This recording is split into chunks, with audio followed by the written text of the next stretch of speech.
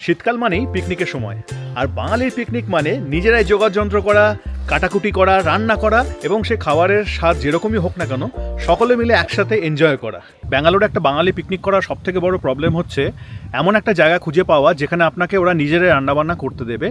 এই যে জায়গাটা আমি বসে আছি এই মুহূর্তে, এটি হোয়াইটফিল্ডের খুব কাছে, হোয়াইটফিল্ড এবং চিক্কা তিরুপতির মাঝামাঝি, এবং এখানে আপনারা নিজে রান্নাবান্না করতে পারবেন। এখান থেকে সমস্ত বাসনপত্র, গ্যাস সিলিন্ডার ভাড়া নিতে পারবেন। শুধু আপনাদের জিনিসপত্র নিয়ে চলে আসুন। সিকিওর জায়গা, প্রচুর টয়লেটস রয়েছে, রুমও আছে, বাচ্চাদের জন্য সুইমিং পুল আছে, সব কিছু রয়েছে।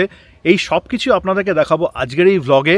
আমাদের কীরকম হলো এবছরের পিকনিক এবং এই জায়গাটা সুলুক সন্ধান, কিভাবে আপনারা আসতে পারবেন, কিভাবে বুকিং করবেন, তার সমস্ত হদিশ কিন্তু এই ভ্লগে থাকবে। দেখতে থাকুন, সঙ্গে থাকুন।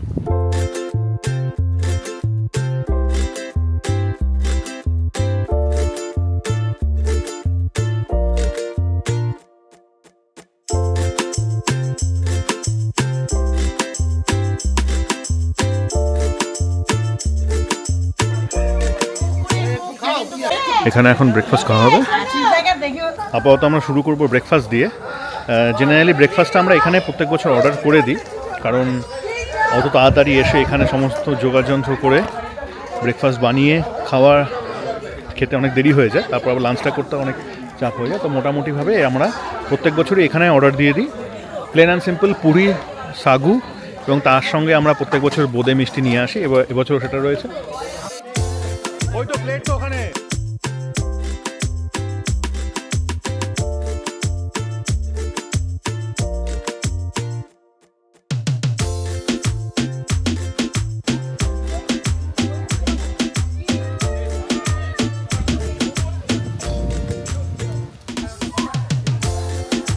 তুমি তো প্রফেশনাল ফিসবি প্লেয়ার না? পাচ্ছি না খেলতে। আচ্ছা ওকে। জিও। এখানে বেশ কিছু রুমও আছে, চাইলে আপনারা এসে নাইট স্টেও করতে পারেন। একটা পার্টি রয়েছে এখানে যারা নাইট স্টে করেছে, এখন চেক আউট করছে। আমরা প্রত্যেক বছর এখানে 2-3টে রুম নিয়ে নিই চেঞ্জ করার জন্য, প্লাস কারো যদি রেস্ট নেওয়া দরকার হয় সেই জন্য।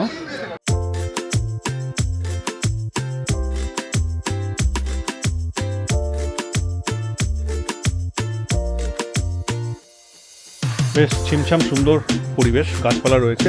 আগে আরও অনেক বেশি ছিল। এটা নিয়ে বোধহয় আমি 6বার এখানে এসেছি আর কি। প্রথম বছর 5 আগে এসেছিলাম, তখন থেকে এখন অবধি অনেক এক্সপ্যানশন করেছেন এনারা। এখন এখানে তো পুরো ম্যারেজ হল এবং রিসেপশন টাইপেরও রয়েছে।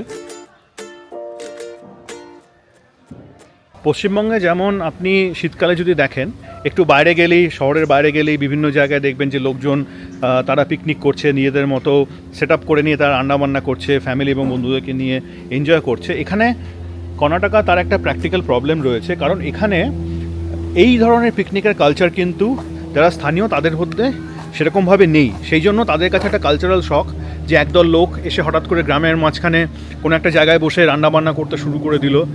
সেই জন্য তারা খুব একটা বেশি পছন্দ করেন না, এবং আপনিও সিকিউর ফিল করবেন না। আপনি ধরুন কোনো একটা জায়গায় গেলেন, রাস্তা দিয়ে যাচ্ছেন, গিয়ে একটা ফাঁকা জায়গা দেখে সেখানে দল বেঁধে নেমে পড়লেন, যোগাযন্ত্র করতে শুরু করলেন, হঠাৎ করে গ্রামের লোকরা এসে তারা আপনাকে বাধা দিতেই পারে। আরেকটা প্রবলেম যেটা আমরা একবার ফেস করেছি সেটা হচ্ছে যে আমরা তো জেনারেলি পিকনিক যখন করি অবশ্যই সেখানে মাছ মাংস থাকে, মানে পাঁঠার মাংস তো মোটামুটিভাবে ম্যান্ডেটরি থাকে। যার জমিতে রান্না করছেন তিনি যদি কমফোর্টেবল না থাকে তাহলে কিন্তু আপনি ননভেজ রান্না করতে পারবেন না। এই সমস্ত ঝামেলাগুলো যদি আপনি পোহাতে না চান তাহলে আপনাকে এরকম একটা জায়গাতে আসতে হবে যেটা সিকিওর, মানে চতুর্দিকে বাউন্ডারি রয়েছে, হেল্পিং স্টাফ রয়েছে, প্রপার টয়লেটস রয়েছে, কারণ আপনার গোটা দিন একটা কাটাবেন, এবং তার সঙ্গে একটা ওভারঅল সেট আপ রয়েছে, এবং আপনাকে নিজেদের মতো বাসন কোসন মানে ক্যারি করতে হবে না।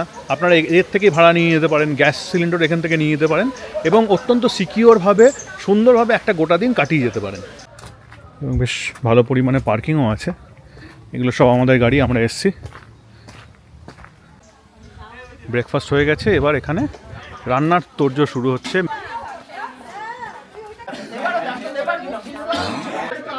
ক কিলো? 13 kilo mutton. কতজনের জন্য? 29 39 জন, কিন্তু মাটনের কাউন্ট হচ্ছে মোটামুটি 31 জন। 31 জনের জন্য 13 কিলো মাটন, ঠিক আছে। আর কি আছে এখানে? এটা হচ্ছে পকোড়ার 4 কিলো বোনলেস চিকেন, আর এটা হচ্ছে যে বাকি 8-9 জন চিকেনের লোক আছে তাদের জন্য চিকেন মানে কষার জন্য 3 কিলো। আচ্ছা, জয় মা তারা। জয় মা তারা। কি হচ্ছে বনি? চিকেন পাকোড়া। চিকেন পাকোড়া।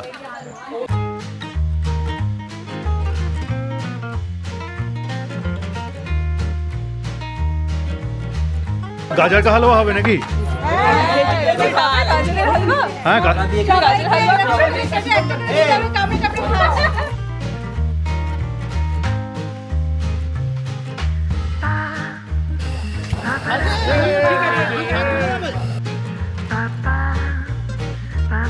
কাজের কাজটা বের করে নিয়ে এসছো ওখান থেকে করতে করতে। ওহো ক্যাপ্টেন, মাটন চিকেন।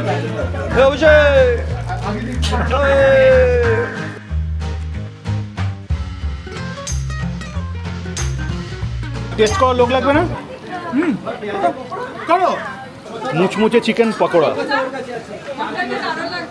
আহা, ব্যাপক চিকেন পকোড়া নামিয়েছে। তবে শুধু শুধু তো পকোড়া খাওয়া যায় না, এই জন্য লোকজনকে জড়ো করছি। এই কেমন হয়েছে চিকেন পকোড়া? জলপাইয়ের রস দিয়ে ম্যারিনেট করেছে, খাবো? সিরিয়াসলি জলপাইয়ের রস রয়েছে। মোটামুটি পাকোড়াটা হচ্ছে কড়াই থেকে পাতে হয়ে গেছে। এখানে কড়াই থেকে মুখে লোকে দাঁড়িয়ে আছে, পাতেও নিচ্ছে, লোকে দাঁড়িয়ে আছে লাইন দিয়ে। না আগেরটা করো। খুব আনন্দ হচ্ছে সবাই মিলে প্রবাসী বাঙালিরা। বছরে একবার আর পারছি না, এবার তুই বল।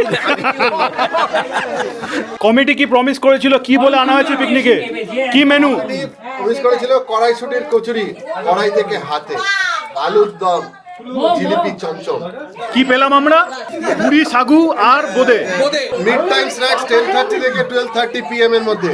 কি? রুই মাছ ভাজা, কড়াই থেকে হাতে, কুমড়োর ফুলের বড়া, barbecue chicken and paneer. Barbecue chicken, chicken আবার পনির। আচ্ছা, তো এটা এর জায়গায় আমরা পেলাম হচ্ছে গিয়ে চিকেন পাকোড়া, লাঞ্চে স্যালাড, ভাত, ঝুরি আলু ভাজা, সবজি দিয়ে মুগ ডাল, ফুলকপির ডালনা, আলু দিয়ে খাসির ঝোল, পাঁপড়, কাঁচা আমের চাটনি, রসগোল্লা, জলভরা সন্দেশ, ভাজা পিঠে। এই ছিল মেনু। আর অ্যাকচুয়ালি কি পাচ্ছি আমরা? কিছুই পাচ্ছি না। কমিটি অনেক কিছু প্রমিস করে নিয়ে এসেছিল, কিন্তু আলটিমেটলি লাঞ্চে কি হচ্ছে? ডাল, ফুলকপির তরকারি, চিকেন মাটন অল্টারনেটিভ, চাটনি, স্যালাড, ব্যাস। আর তাহলে যে কমিটি না এই যে, সাদা ভাত, রসগোল্লা আছে, মিষ্টি দই আছে, আর পকোড়া আছে। তাহলে কি কমিটিকে পুরো টাকা দেবো আমরা? অনেক কিছু বলে নিয়ে এসেছিল। Big bro. পিকনিক পুরো জমে গেছে। রান্না মোটামুটি মাঝপথে, মানে সকলে মিলে বসে গোল হয়ে আড্ডা দিচ্ছে। এখানে সুইমিং পুলও আছে, ওনারা পরিষ্কার করে দেবেন। যখন রান্না মোটামুটিভাবে জমে যাবে তখন আমরা সুইমিং পুলে নামবো। কি হচ্ছে? রিল হচ্ছে? হ্যাঁ, হাচ্চি বাটি টিম। হাট্টি মাটিম টিম।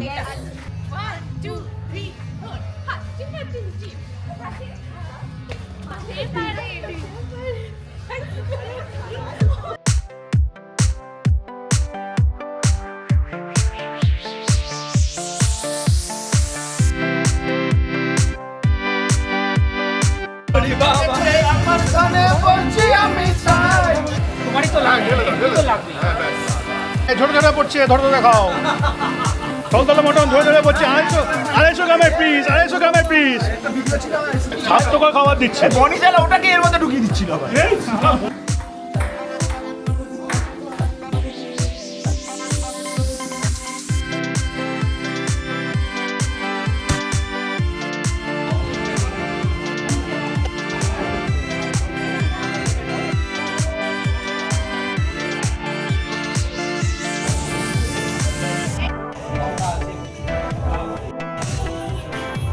বন্ধুরা, এরপর ওখানে রেকর্ড করতে পারিনি, কারণ হাত থেকে ক্যামেরাটা পড়ে 12টা বেজে গেল। তাই বাড়িতে এসে এই অংশটাকে রেকর্ড করছি আপনাদেরকে সমস্ত ইনফরমেশন দেওয়ার জন্য। যে ভেন্যুতে আমরা গেছিলাম তার নাম হলো হোয়াইটফিল্ড বিহার। আপনারা চাইলে গুগলে খুঁজে দেখতে পারেন, আমি লিঙ্কও দিয়ে দেবো ডেসক্রিপশনে। হোপ ফার্ম মানে হোয়াইটফিল্ডে যে হোপ ফার্ম জাংশন আছে সেটা থেকে আপনি চানাসান্দ্রা হয়ে যখন চিক্কা তিরুপতির দিকে যাচ্ছেন একটা ডিটোর নিয়ে ভেতরে প্রায় 10-15 মিনিট মতো আরও ড্রাইভ করে গেলে এই লোকেশনে পৌঁছানো যায়। আপনারা ধরে রাখতে পারেন নর্মাল টাইমে হোপ ফার্ম জাংশন থেকে 20 থেকে 25 মিনিটের ড্রাইভ। এবার আসি চার্জেসের বিষয়ে। এখানে পিকনিক করতে চাইলে পার হেড আপনাকে দিতে হবে 500 টাকা। 10 বছরের নিচে যারা বাচ্চারা আছে তাদের জন্য কমপ্লিটলি ফ্রি, এবং এর সাথেই আপনারা চাইলে এখান থেকে বাসনপত্র ভাড়া নিতে পারেন। ভাড়া এবং ক্লিনিং ফি মিলিয়ে আমাদেরকে দিতে হয়েছে 1500 টাকা, এবং গ্যাস সিলিন্ডার যদি আপনারা ইনারের থেকে নেন প্রতি সিলিন্ডার 2000 টাকা। প্লাস আমরা এখান থেকে ব্রেকফাস্টও নিয়েছিলাম, আপনারা দেখেছেন, সেটা ছিল 50 রুপিস পার হেড। তো মোটামুটিভাবে এই হচ্ছে খরচ, এবং গ্রুপের সাইজের উপর ডিপেন্ড করে, প্লাস যেহেতু আমরা অনেক দিন ধরে যাচ্ছি, এবছর ওনারা আমাদেরকে যে 4টে রুম ছিল সেই 4টে রুম আমাদেরকে ওনারা ফ্রিতে দিয়েছেন, এর জন্য অ্যাডিশনাল ওনারা কোনো টাকা নেননি। আপনারা যখন এখানে পিকনিক করতে যাবেন আপনাদের গ্রুপের সাইজের উপর ডিপেন্ড করে এই ব্যাপারগুলো একটু এদিক ওদিক হতে পারে, আপনারা চাইলে নেগোশিয়েটও করতে পারেন। আজকের এপিসোড এখানেই শেষ করছি। আপনাদের যদি এরকম আরও কোনো জায়গার সন্ধান থেকে থাকে যেটাতে আমরা বাঙালিরা গিয়ে পিকনিক করতে পারি, নিজেদের মতো রান্না বান্না করতে পারি, এরকম যদি কোনো সেট আপ থাকে আপনাদের জানা, অবশ্যই আমাদেরকে কমেন্ট করে জানান। এখানে তো মোটামুটি আমি 6 বার গেছি, আরও নতুন নতুন জায়গা এক্সপ্লোর করতে চাই, প্লাস আমার যারা সাবস্ক্রাইবার আছে তারাও জানতে পারবেন। আজকের ভিডিও এখানেই শেষ করছি, আশা করছি এই এপিসোডটি আপনাদের কাজে লাগবে। ব্যাঙ্গালোরে বাঙালি, বাঙালির ব্যাঙ্গালোর, এই নিয়ে আমাদের channel the Bong tales from Bangalore. সঙ্গে থাকুন, দেখতে থাকুন, এবং অবশ্যই আমাদেরকে ফেসবুক এবং ইনস্টাগ্রামেও ফলো করুন।